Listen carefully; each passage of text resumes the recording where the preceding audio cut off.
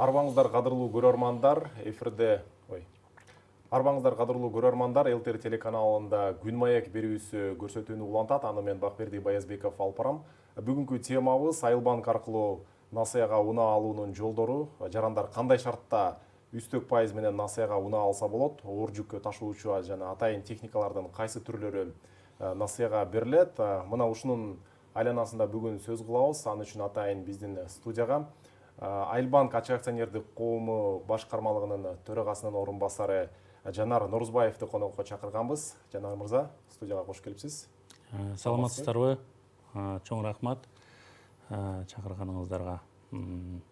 Жанар мырза, алгачкы эле суроо айтсаңыз, жарандар унааларды сатып алууда лизинг менен насыянын айырмачылыгын билишпей көбүрөөк жаңылышууда да. Мунун айырмачылыгы эмнеде? Жакшы суроо болду.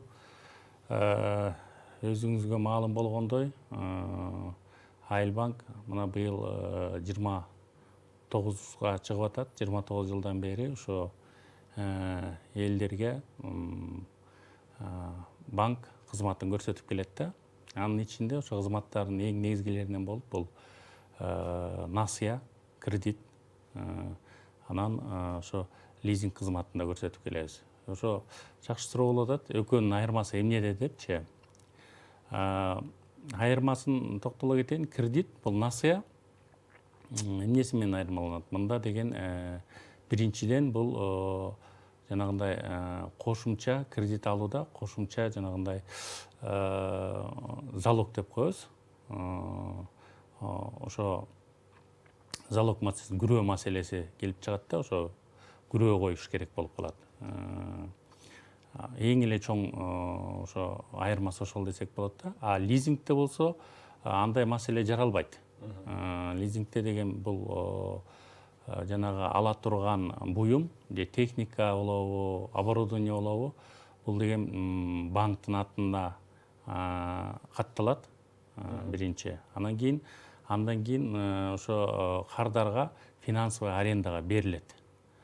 Кандайдыр бир мөөнөткө 3 жылга болобу, 5 жылга болобу, 7 жылга мөөнөткө жанагындай график түзүлүп финансовый арендага берилет да. Анан ошонун менен баягы төлөп отуруп 5 жылда утулса, 5 жыл өткөндөн кийин ошол техниканы кайра кардарга каттап, ошо кардарга бекитип беребиз да. Ошону менен айырмаланат. Анан лизингте болсо өздүк салым болуш керек. Өздүк салым болуш керек. Бул ар кандай болот. Мамлекеттик долбоорлордо бул 10%га чейин болот. Өзүбүздүн коммерциялык ошо өзүбүздүн коммерциялык долбоорлордо бул 30%га чейин өздүк салымын салыш керек. Бул себеби дегенде жанагындай залог маселеси болбогондуктан бул өзүнүн кардар өзүнүн ошол лизингке кызыктар экенин чечиш үчүн, ошол көрсөтүш үчүн банк ошо өздүк салымын кошот да. Анан калган 70% болобу, же өкмөттүк, мамлекеттик долбоорлордо 90%ке чейин ошо банк каржылайт да. Эң чоң негизги айырмачылык ошол.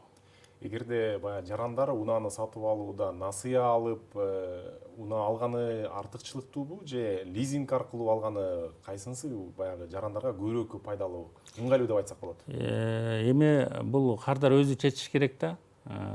Эгер кардар жанагындай финансылык мүмкүнчүлүктөрү жетиштүү болсо, ал өзү чечет, анда мен кредит кылып эле алам, насыя кылып эле алам дейт да. Жок, мага ошол ага жетиштүү эмес, менин кошумча жанагындай күрөөм жок, мен баягы 5 жылга же 7 жылга чачып эле алам, өзү эле ошол алып аткан буюмум ошол техника болобу, оборудование өзү эле күрөө болуп берсин десе, анда лизинг ыңгайлуу да. Бул эми кардардын тандоосуна жараша болот да. Мүмкүнчүлүк, финансылык мүмкүнчүлүгүнө да жараша болот. Бирок ошо биз практика жүзүндө карап келсек, ошо азыркы учурда лизингти көп тандап атышат да. Ошо лизинг жолу менен алган техника жеңилирээк болот экен деп атат. Себеби дегенде бул жерде биз ошол мөөнөт бүткүчө биз кардардан суранабыз, ошону сен камсыздандыргын депчи. Орусча айтканда страховать этет ошол 5 жылга. Бул жагынан да камсыз болуп атат да. Анан экинчи жагынан жанагындай эгер өзүнүн өздүк салымы жетпей атса дагы, бул биздин өнөктөш гарантийный фонд бар.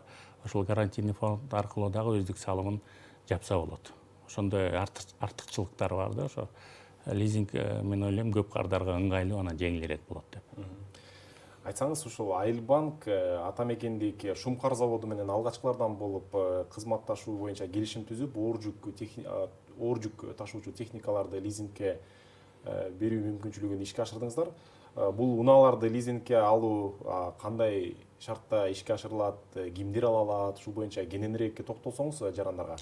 Жакшы суроо болду. Бул мына жакынкы арада ошо мамлекеттик долбоор бул дагы ошол оор жүк ташуучуларды жеңилдетилген пайыз менен ошол мамлекеттик мекемелерге, анан отун энергетика багытында же болбосо тоо кен багытында иштеген жеке компанияларга мүмкүнчүлүк түзүлдү да. Ошолорго силер жеңилдетилген пайыз менен лизингке жанагындай оор жүк ташуучу ар кандай техникаларды, жанагындай бетоносмеситель деп коебуз, коммуналдык техникаларды алганга мүмкүнчүлүк болду.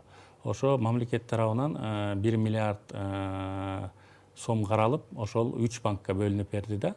Бул биринчиси бул Айылбанкка 333 миллион, андан кийин Элдик банкка 333 миллион, анан мамлекеттик өнүктүрүү банкына, орусча ГБР деп коебуз, Государственный банк развития, ошол 3 банкка бөлүп берилди. Анан 2 коммерциялык банкка, бул Айылбанк менен Элдик банкка айтып атат, силер деген жанагындай жеке компанияларга отун энергетика тармагында иштеген, жанагындай тоо кен тармагында иштеген, инвестициялык долбоорлор менен иштеген компанияларга карап берсеңер болот депчи. Ошонун алкагында биз ошол бизге бөлүнгөн 333 миллионду толугу менен өздөштүрдүк. Биз ошол отун энергетика тармагында иштеген компанияга ошо караштырып, биринчи рет ошо Кыргызстандан чыккан, Шумкар компаниясынан чыккан оор жүк ташуучу техникаларды долбоорун бекитип, ошо ишке ашырдык да. Сиз белгилеп өтпөдүңүзбү, мамлекеттик инвестиция менен иштеген же болбосо отун энергетикалык тармакта иш алып барган гана ишканаларга берилет деп. Демек, жеке ишканалар бул мүмкүнчүлүктү пайдалана албайт экен да? Жок, пайдаланат. Бул айтып атпаймынбы, жанагындай 50%дан жана акциясы 50%дан ашык болгон мекемелер бар да, мамлекетке тиешелүү. Ошол компаниялар каралганда, бирок алар айткан, силер ушул компаниялар бул мамлекеттик өнүктүрүү банкы аркылуу берилсин бул лизинг депчи. Жанагы жеке компаниялар, бирок жанагы тармактарда иштеген, бул тоо кен тармагында иштеген, отун энергетика тармагында иштеген, инвестициялык долбоорлордо иштеген компаниялар, анда силер ушул 2 банкка кайрылсаңар болот депчи. Мисалы, курулуш тармагында эмгектенген, мисалы, компания, ишкана дейли, алар дагы кайрылып сиздерден алышат ошо. Эгер ал инвестициялык долбоорлор менен иштесе, кайрылса болот. Бирок бизге бөлүнгөн каражатты быйыл биз толугу менен өздөштүрдүк. Бизде бүгүнкү күндө жок. Ал Элдик банкка кайрылса болот. Бүгүнкү күнгө бизге бөлүнгөн акчаны биз толугу менен өздөштүрүп бүттүк да, каражат бүгүнкү күнү жок. Берүүнүн ушул жол жоболорун айтсаңыз, канча жылдык үстөк пайыз менен берилет? Мөөнөтү канча? Мөөнөтү 5 жылга чейин 60 айга. Пайызы, үстөк пайызы 8% менен. 8%. Өздүк салымы 10%-ын өздөрү салышат. Бул бардыгына бирдей? Бардыгына бирдей шарт. Ал эми ушундай эле шарт менен айыл чарба техникаларын алууга мүмкүнчүлүк барбы, мисалы? Айыл чарба техникаларын, бул жакшы суроо бердиңиз, бул мындан да жеңил шарттар булардыкы. Айыл чарба техникаларын биз бүгүнкү күндө 6% менен да берип келебиз, 10% менен берип келебиз. Мурун 4,5%дан да берген күндөр болгондо мамлекеттик долбоорлордун жанагындай параметрлерине жараша болот да.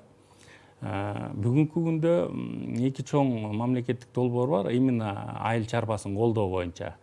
Бул ошол агроөнөр жай комплексин кредиттөө долбоору, бул 6%дан беребиз.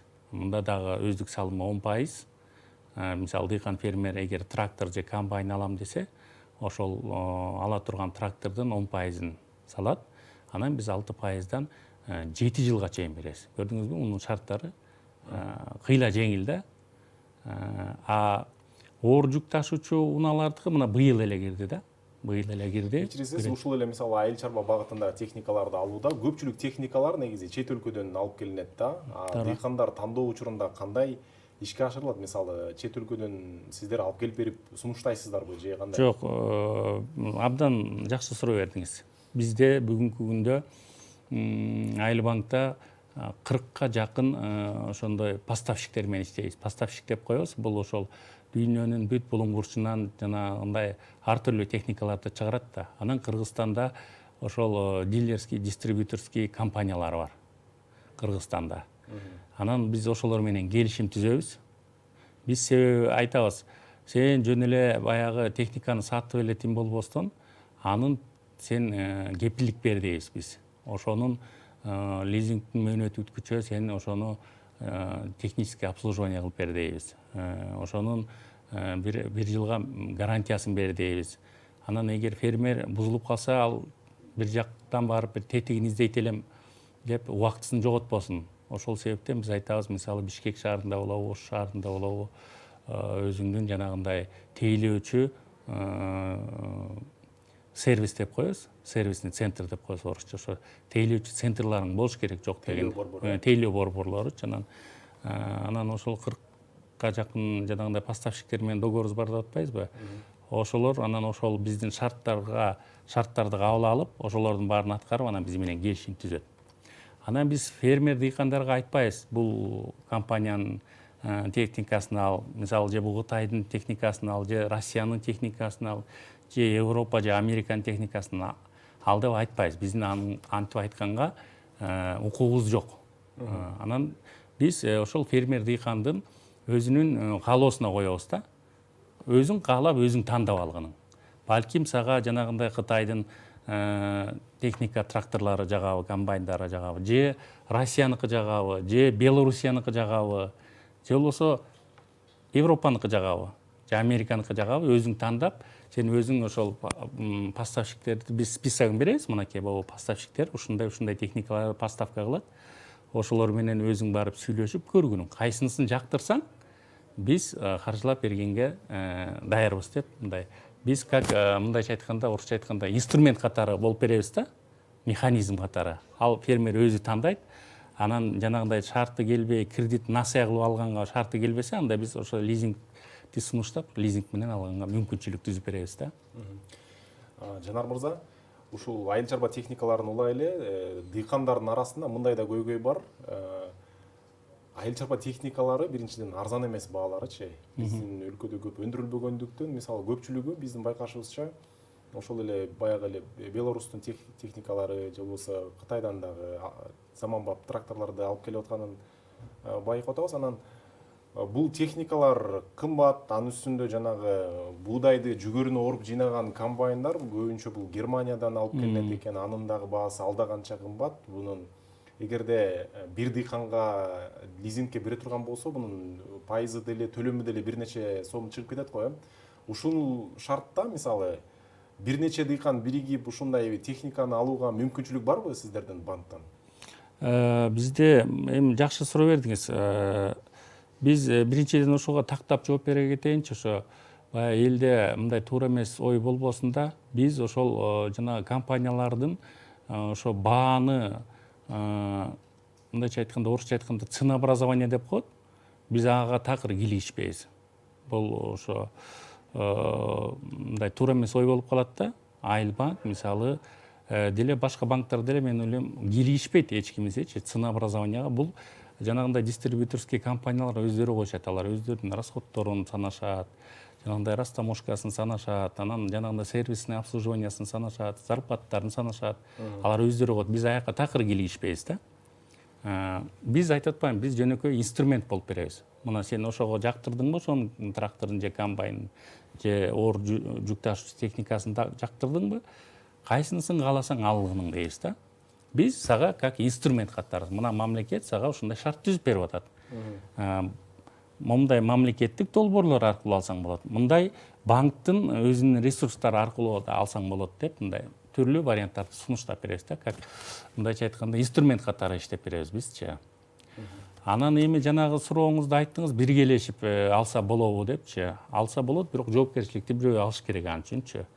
Ошол мисалы кооператив деп коет, ошол кооперативдер алса болот.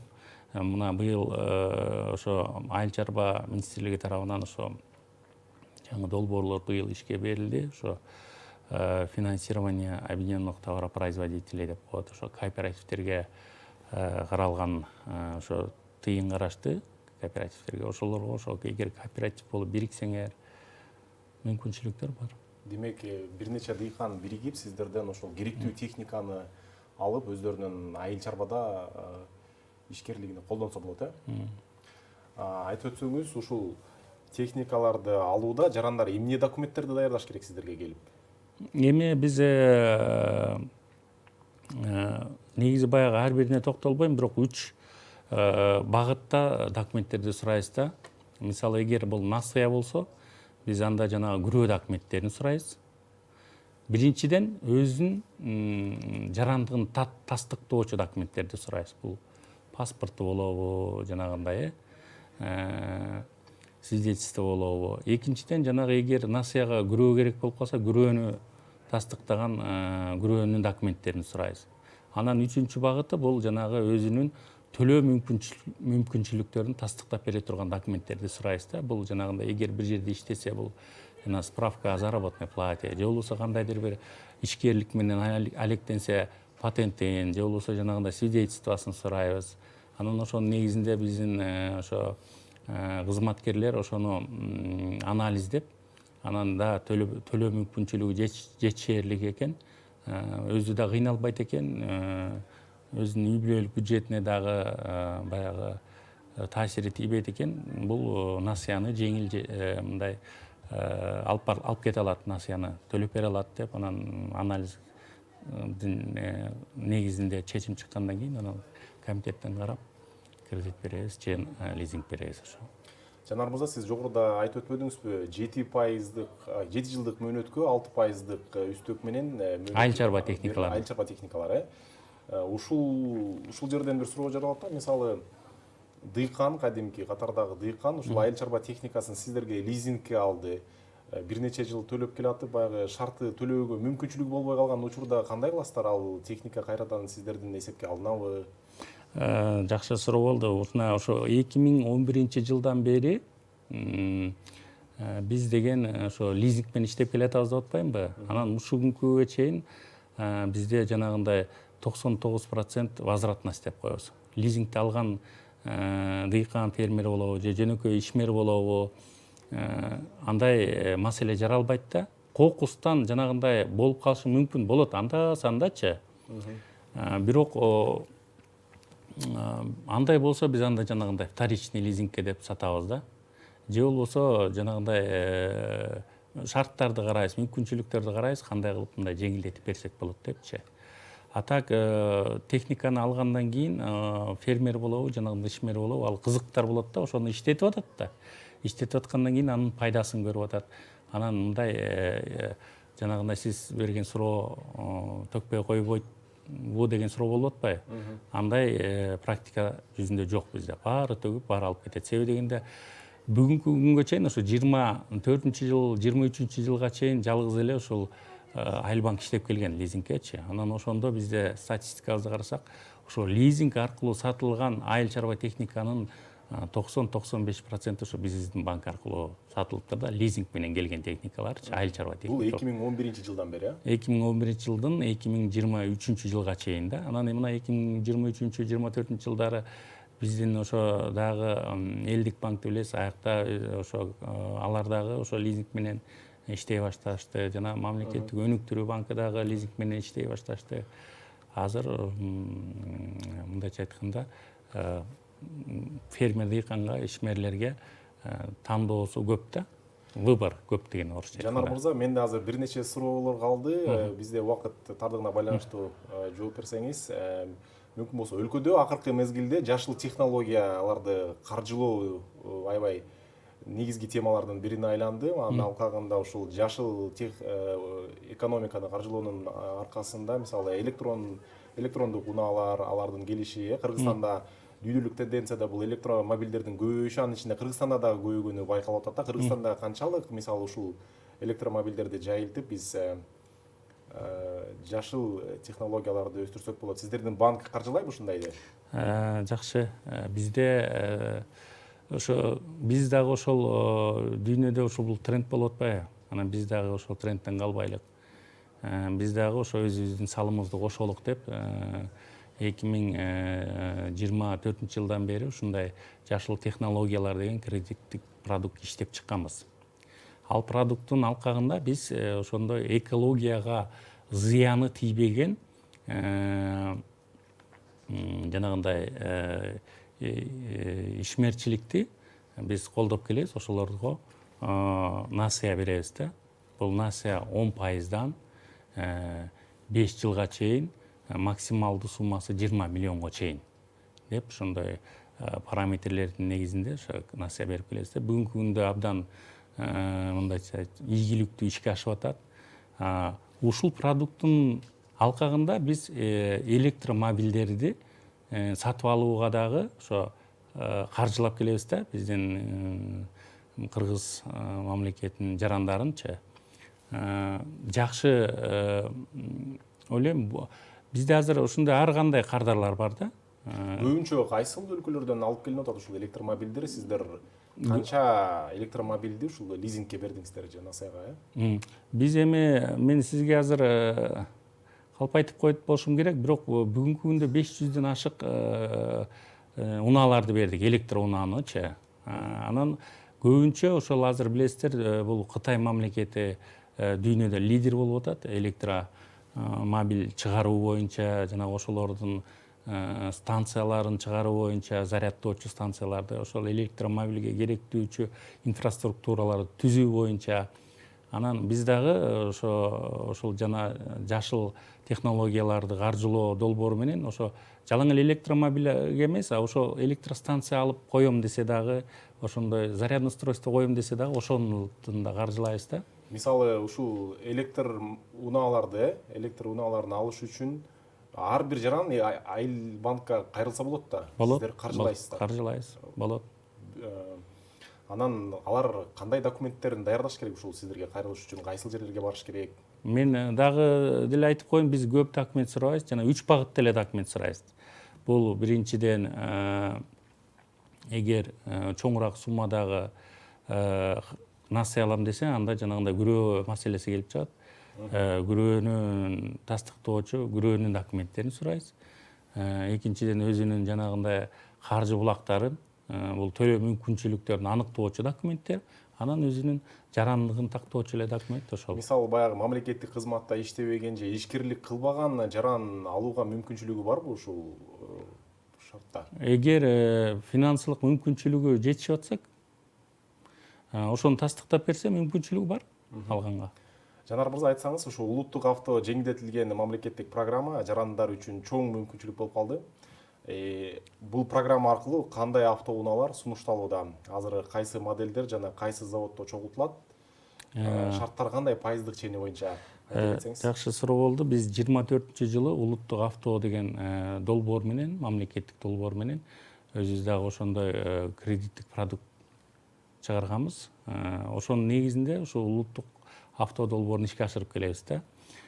Сиз билгендей бизде ошо Беловодскийде, Московский райондо ошо жеңил унаа чыгаруучу завод жана жеңил жүк ташуучу унааларды чыгаруучу завод ишке кирди да. Негизинен бул Chevrolet маркасындагы унаалар, бул Cobalt, Tracker, Onyx деген ошо элге уже кеңири таанымал болуп калган машинелер. Ошолорду азыр элге насыя аркылуу сатып келебиз. Андан тышкары жанагындай Isuzu үлгүсүндөгү жанагы жеңил жүк ташуучу унаалар да, жанагы бул ишкерлер көп колдонот экен. Андан тышкары жана JAC компаниясынын ошол унаалары экен. Ушул. ошо бизде чогултулат экен, ошолорду мамлекет ошолорду колдоо максатында ушул программанын долбоорду иштеп чыккан. Ошо менен иштеп келебиз. Чоң рахмат Жанар мырза, бизге берилген убакыт дагы соңуна чыгып калды. Урматтуу телекөрүүчүлөр, ушуну менен биз көрсөтүүнү жыйынтыктайбыз. Бүгүнкү берүүдө бизде Айылбанк ачык акционердик коому башкармалыгынын төрагасынын орун басары Жанар Норузбаев мырза болду. Берүүнү мен Бакберди Баязбеков алып бардым. Эфир аркылуу амандашканча аман туруңуздар.